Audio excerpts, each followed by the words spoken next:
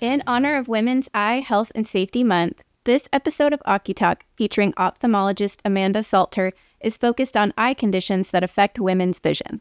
Dr. Salter will be discussing how hormones, pregnancy, aging, makeup and skincare routines all affect women's vision, as well as other common eye care conditions that women face.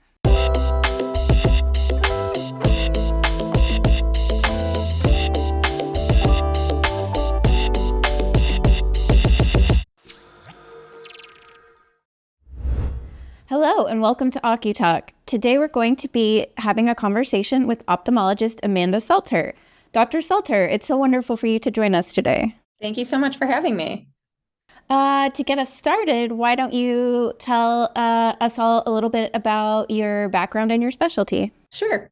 So I am a comprehensive ophthalmologist in private practice in Michigan. And, being that I do comprehensive, I get to see a whole variety of things, but I do have a special interest in cataract and refractive surgery, dry eye, and glaucoma. And one exciting thing is that I'm actually starting my own private practice in April. Oh, that's really exciting. Congratulations.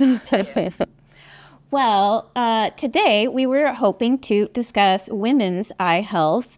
To get us started down that topic, what are some of the most common eye health issues that women face?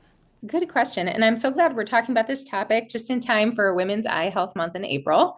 So, actually 2/3 of people alive with vision impairment or blindness are women. And some of the most common conditions are cataract, glaucoma, and macular degeneration, as well as dry eye. And some of the thinking behind this is women tend to live longer, so not surprising that some of the age-related conditions are more common. Also, women tend to be having a higher incidence of autoimmune conditions, and often those go along with eye conditions as well. Certain cancers are more higher incidence in women, which will have certain chemotherapeutic agents or radiation therapy that can also have eye conditions associated. And then, of course, the many hormonal changes. So, why don't you tell us a little bit more about that, how hormonal changes affect women's eye health? So, one thing that really I think is like a perfect example is pregnancy.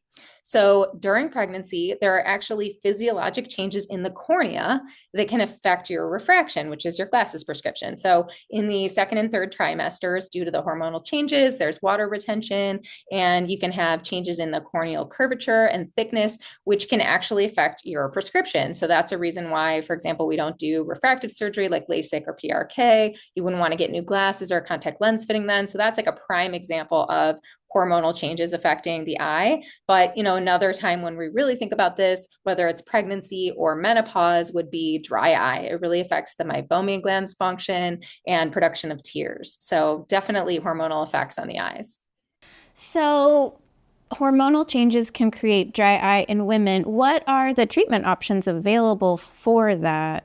So I think, I do a lot of dry eye. It's definitely an area of interest for me. And as you, I'm sure, know, being that you're with OCuSoft, it's an extremely complex condition. So, definitely hormonal changes are at play, whether it's, again, during pregnancy or later in life of menopause. The estrogen levels can affect the meibomian gland function.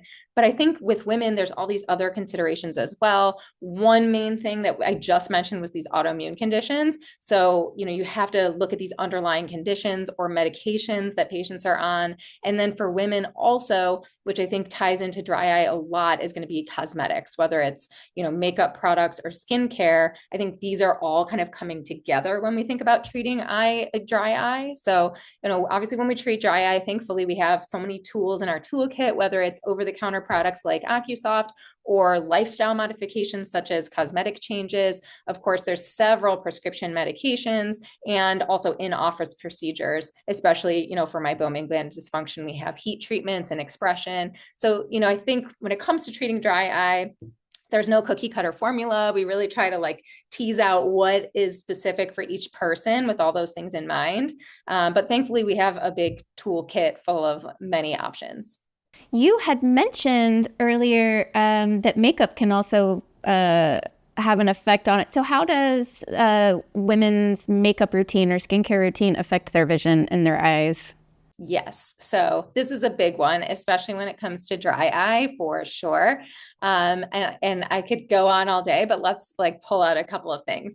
So I think a lot of the eyelash trends happening are just not very eye friendly. So let's touch on a few of those. Eyelash extensions and false lashes, it's very difficult to clean well, and also that will sometimes disturb the lash extensions. And so people are not really wanting to clean in the way that they should. And that's going to lead to buildup of dirt, debris, crusting, so blepharitis. And that may lead to frequent styes or, the adjacent meibomian glands, which are those oil producing tear glands, which help with our good quality tears. So I definitely see a lot of eyelid inflammation and blepharitis in those patients.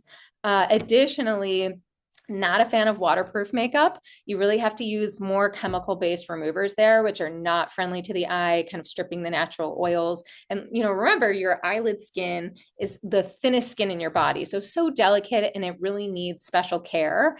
And then I'm also very much dislike tight lining, which is drawing over your waterline with your eyeliner, because what you're doing is just drawing directly over the openings of those meibomian glands. So that's going to just clog up the glands and debris on the tear film and inflammation. Permanent eyeliner is down the line harmful to those meibomian glands, kind of shrinking them up over time, leading to chronic dryness. Also, just general like powder-based eyeshadow with glitter, especially in it. I have actually pulled embedded glitter out of people's eyes. So you really want to be cautious with that kind of thing, and just powder ending up in your eye. Prostaglandin-based lash serums, especially for those with dry eye, can be very irritating to the skin and the surface of the eye. And then I think just to touch a little bit on sort of skincare, there are many basically eye creams with retinol in them over the counter.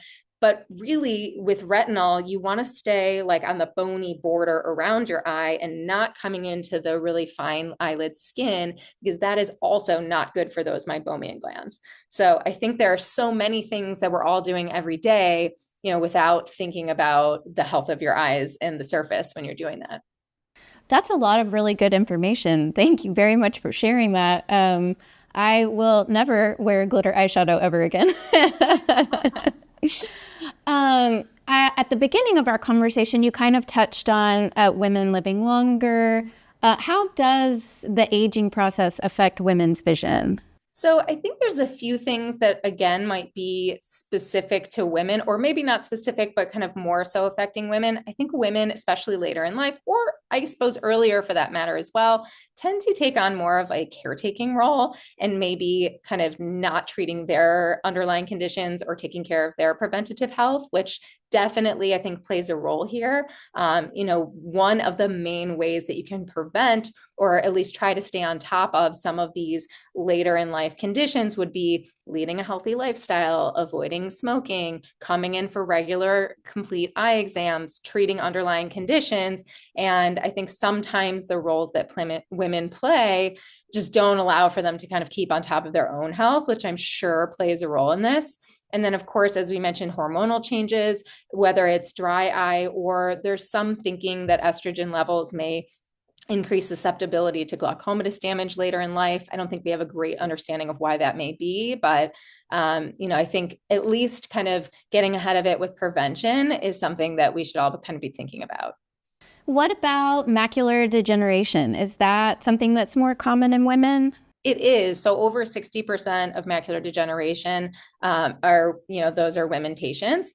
And, again, I think a lot of the risk factors for macular degeneration have to do with kind of cardiovascular health and, not smoking, kind of eating a healthy diet. So these are, and of course, sun protection for, with your sunglasses for UV protection, but just again, sort of staying on top of preventative checks and just maintenance of your overall health are good ways to try to be preventative and proactive in that way.